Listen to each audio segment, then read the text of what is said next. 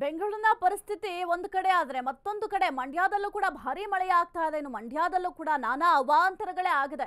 ಧಾರಾಕಾರ ಮಳೆಗೆ ಅಲ್ಲಿ ಭಾರಿ ಅವಾಂತರಗಳಾಗ್ಬಿಟ್ಟಿದೆ. ಜಮೀನುಗಳೇನಿರ್ತಾವಲ್ಲ ರೈತರದು, ಆ ಜಮೀನುಗಳಿಗೂ ಕೂಡ ನೀರು ನುಗ್ಗಿದೆ. ಮಂಡ್ಯದಲ್ಲಿ ನಿಲ್ಲದ ವರುಣನ ಆರ್ಭಟ. ಧಾರಾಕಾರ ಮಳೆಗೆ ಭಾರಿ ಅವಾಂತರ ಆಗಿದೆ. ಜಮೀನುಗಳಿಗೆ ನೀರು ನುಗ್ಗಿದೆ. ರೈತ ಕಂಗಾಲಾಗಿದ್ದಾನೆ. ಬೆಳೆದಂತಹ ಬೆಳೆ ಕೈಗೆ ಬಂದಿಲ್ಲ. ಮಂಡ್ಯ ಜಿಲ್ಲೆಯ ಹಲವೆಡೆ ಅವಾಂತರ ಸೃಷ್ಟಿಯಾಗಿದೆ.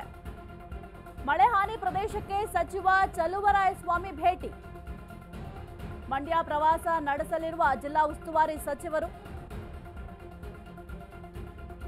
ಮಂಡ್ಯ ಜಿಲ್ಲಾ ಉಸ್ತುವಾರಿ ಸಚಿವರಾಗಿರುವಂತಹ ಎನ್ ಚಲುವರಾಯಸ್ವಾಮಿ ಅವರು ಭೇಟಿಯನ್ನ ಕೊಡ್ತಾರೆ.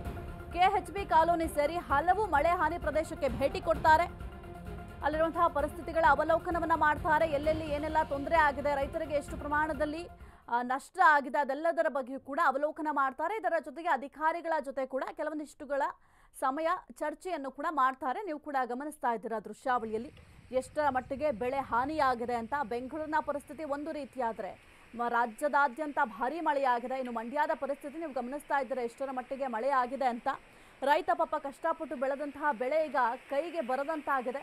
ಅಷ್ಟರ ಮಟ್ಟಿಗೆ ಬೆಳೆ ಹಾನಿಯಾಗಿದೆ. ಇದರ ಬೆನ್ನಲ್ಲೇ ಈಗ ಸಚಿವರು ಕೂಡ ಭೇಟಿಯನ್ನು ಕೊಡ್ತಾರೆ. ಭೇಟಿಯನ್ನು ಕೊಟ್ಟ ನಂತರ ಎಷ್ಟು ಪರಿಹಾರವನ್ನು ಕೊಡ್ತಾರೆ, ಏನು ಮಾಡ್ತಾರೆ ನೋಡಬೇಕಾಗತ್ತೆ. ಎಲ್ಲೆಲ್ಲಿ ಎಷ್ಟೆಲ್ಲ ಹಾನಿಯಾಗಿದೆ, ಎಷ್ಟು ಬೆಳೆ ನಾಶ ಆಗಿದೆ ಅಂತ ಸಚಿವರ ಭೇಟಿಯ ನಂತರ ತಿಳಿದು ಬರುತ್ತೆ. ಸದ್ಯಕ್ಕಂತೂ ಭಾರಿ ಪ್ರಮಾಣದಲ್ಲಿ ನಷ್ಟ ಆಗಿದೆ ಅನ್ನೋದಂತೂ ಗೊತ್ತಾಗ್ತಾರೆ. ನೀವು ಕೂಡ ದೃಶ್ಯಾವಳಿಯಲ್ಲಿ ಗಮನಿಸ್ತಾ ಇದ್ದೀರಾ. ಸಂಪೂರ್ಣವಾಗಿ ಬೆಳೆಗಳೆಲ್ಲವೂ ಕೂಡ ಜಲದಿಂದ ಆವೃತ ಆಗಿದೆ. ಹಾಗಾಗಿ ರೈತರಿಗೂ ಕೂಡ ಬಹಳ ಕಷ್ಟ ಆಗುತ್ತೆ. ಸಾಲ ಸೋಲ ಮಾಡಿ ಬೆಳೆಯನ್ನು ಬೆಳೆದಿರ್ತಾರೆ. ಈಗ ಬೆಳೆದಂತಹ ಬೆಳೆ ಕೈಗೆ ಬಂದಿಲ್ಲ ಅಂತಂದರೆ ಅವರ ಪರಿಸ್ಥಿತಿ ಏನಾಗಬೇಕು? ಸದ್ಯಕ್ಕಂತೂ ರೈತರು ಪರದಾಡುವ ಪರಿಸ್ಥಿತಿ ನಿರ್ಮಾಣ ಆಗಿದೆ. ಇನ್ನೊಂದು ಕಡೆ ಕೈಗೆ ಬಂದ ತುತ್ತು ಬಾಯಿಗೆ ಬಂದಿಲ್ಲ ಅಂತ ಕಂಗಾಲಾಗಿದ್ದಾರೆ. ಇನ್ನು ಸಚಿವರ ಬಳಿ ಪರಿಹಾರಕ್ಕೂ ಕೂಡ ಬೇಡಿಕೆಯನ್ನು ಇಡುವ ಸಾಧ್ಯತೆ ಕೂಡ ಇದೆ. ಯಾಕೆಂತಂದರೆ ರೈತರು ಸಮಸ್ಯೆಯನ್ನು ಆಲಿಸಲಿಕ್ಕೆ ಅಂತ ಸಚಿವರು ಭೇಟಿಯನ್ನು ಕೊಡ್ತಾರೆ. ಆ ಸಂದರ್ಭದಲ್ಲಿ ಪರಿಹಾರಕ್ಕೂ ಕೂಡ ಬೇಡಿಕೆ ಇಡ್ತಾರೆ ರೈತರು.